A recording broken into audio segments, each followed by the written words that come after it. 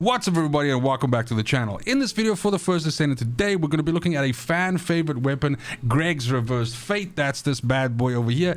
It is a ultimate tactical rifle that is available to be researched in the game, and it is definitely a top 3 meta pick, especially against some of the more difficult Void Intercept bosses in the game because of its element, but also just because of its raw damage potential and burst damage that you can actually get from this weapon. Now, first things first, let's talk about some of the general information around the gun as well as how the unique ability works. So Greg's Reversed Fate is a really good weapon from a building perspective, since it builds really well with critical hit rate and critical hit damage, and it also builds fairly well with weak point damage. It's not exceptionally strong in either one of those two, but the point is that you can build in either one of those two directions, or you can combine it into kind of like a Swiss Army knife weapon that deals fairly decent damage if you are hitting those weak points. Now, the unique ability itself is called Bombardment. And basically this is the thing that you see whenever somebody shoots with Greg's Reversed Fate. That just drops these meteors everywhere. At the beginning, when this weapon came out, or let's rather say when people started building it, people tend to think that this was the enemy's abilities that were being used on you, and it was quite funny watching guys jump out of the way. But nonetheless, I digress. This says that on hitting an enemy, it procs bombardment on the enemy's location with a set chance.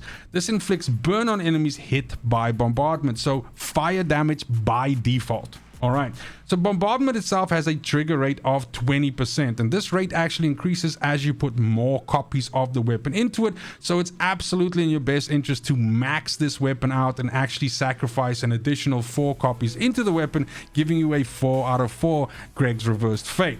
This also increases the damage range, which is 5 meters at a 4 out of 4, and it also increases the bombardment count, meaning how many of those little laser, meteor, fire, damage zones drop from the sky.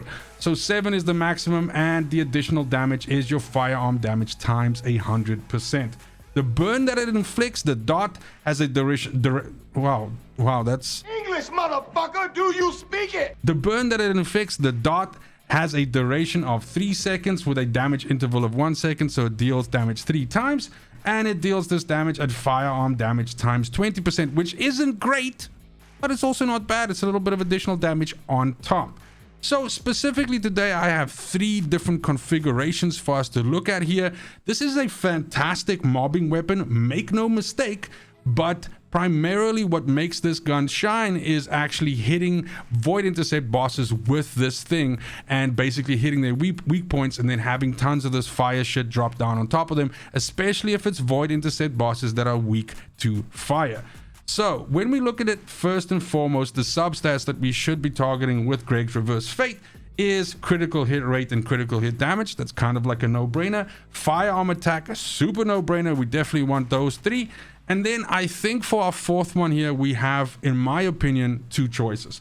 I think bonus firearm attack versus Colossus is fantastic if this is primarily your weapon that you're going to be using against Void Intercept bosses. And for a lot of characters, this can be your main. It's that good. Or weak point damage can also be okay here if for some reason you cannot get the bonus firearm attack versus Colossus to roll. But I will say that the bonus firearm attack versus Colossus is really good here, because it will just elevate your damage to a higher, let's say, level than any of the other potential rolls that you could be putting in here.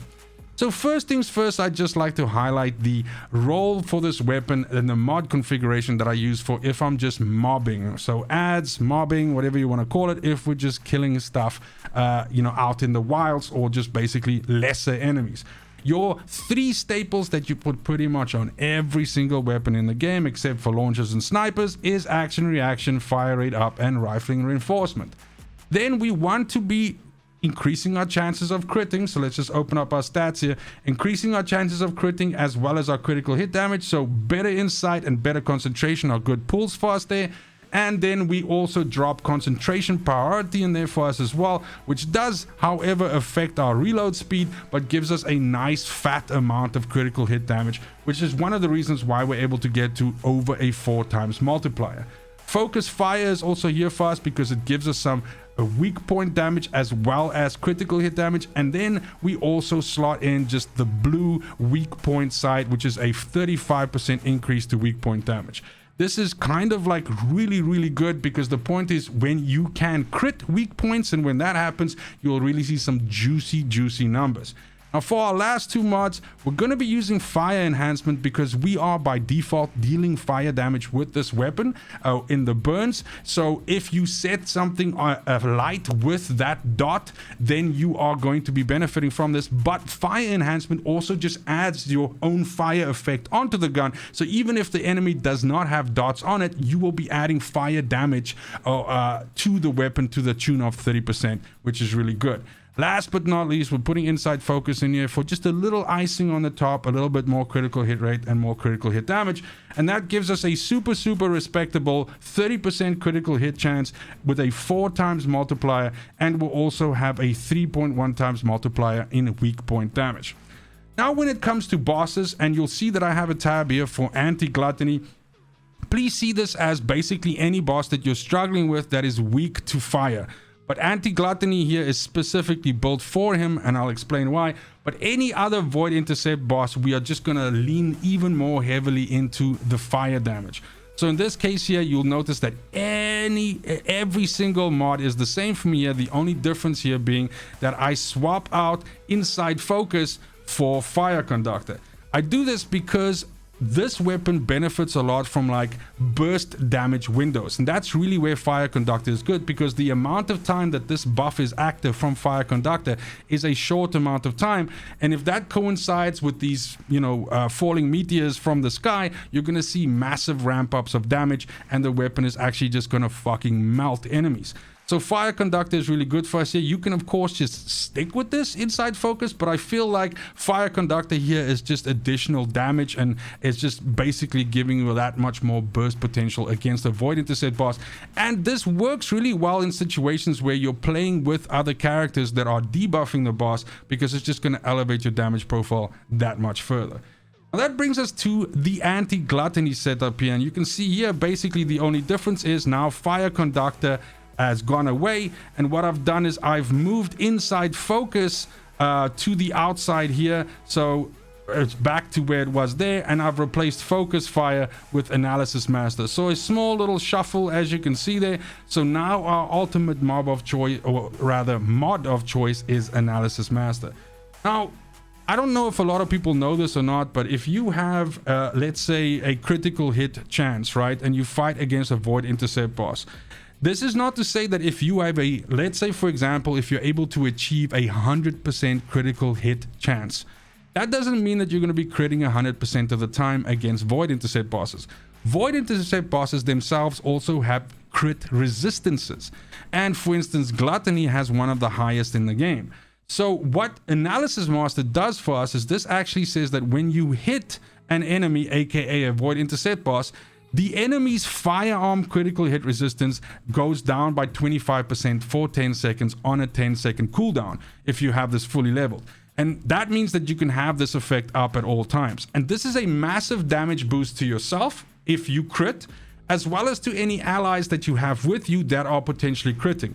That means that this particular setup, this anti-gluttony setup here, is really good if you are running this on a Sharon and you've got a bunch of Glaze with you, a bunch of Enzos, if you're with Haleys that are using weapons, everything like that, because you're going to be able to not just boost up your own damage and have your own crits actually land, but you're going to accentuate the damage of these descendants who are high crit descendants, like Enzos with their buff and Haleys with their buff, and basically Sharons that are dropping the defense of the enemy as well and everything like that, and then like Glaze rolling on top of that with just a massive amount of firepower. So that's why this particular setup for Greg's Reverse Fate is very much meta, and any team that is pushing really fast gluttony kills is going to have at least one of these guns on it with basically this exact configuration. So give it a try. Even if you go into pubs with this and you're basically depending on randoms and stuff like that to also deal decent damage, you can actually